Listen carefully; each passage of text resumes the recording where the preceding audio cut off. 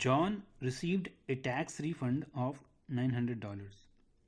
He used 40% to pay some of the bills and the rest to open a certificate that pays 5% simple interest. At the end of the year, what was the value of the savings?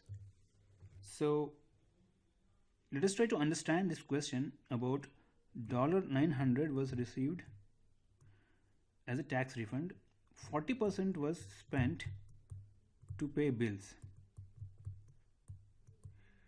So John is left with 60% of his tax refund that he uses to save it in a certificate. We call this as certificate that pays 5% interest for 1 year. So we need to find out what is the amount that he saves at the end of 1 year. So to do this one, let us find out the amount of money that John puts in the certificate, which is 60% of $900. So this we can calculate as writing percentage in decimal. We get 0.6 times 900 is 540. So this is the principal amount or the initial amount that John puts in the certificate. So we call this is the initial amount of money. Now after 1 year, John will get, so end of, let us write this as end of 1 year.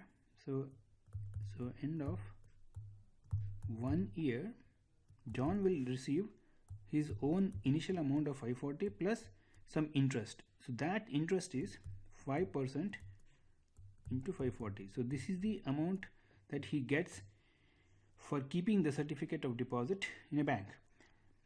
Now 540 times 5% will be equal to 0.05 times 540, and this will be, can see that we can switch this decimal place away from 5 to 540, so it becomes 5.4 times 5 and 540. So this is 27. So this is 567. So for $540, John earns $27 in interest, and the total amount he will have at the end is $567.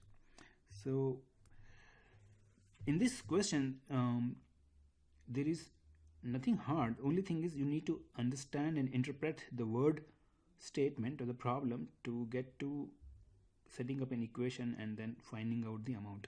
And also the fluency in your calculations, especially like how to multiply decimals with big numbers, you should be fluent so that you will get to the answer quickly.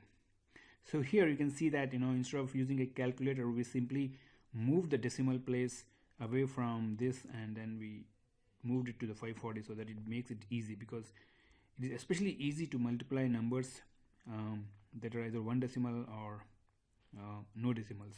So here we see that we had to move the decimal from 5 because that is much easier.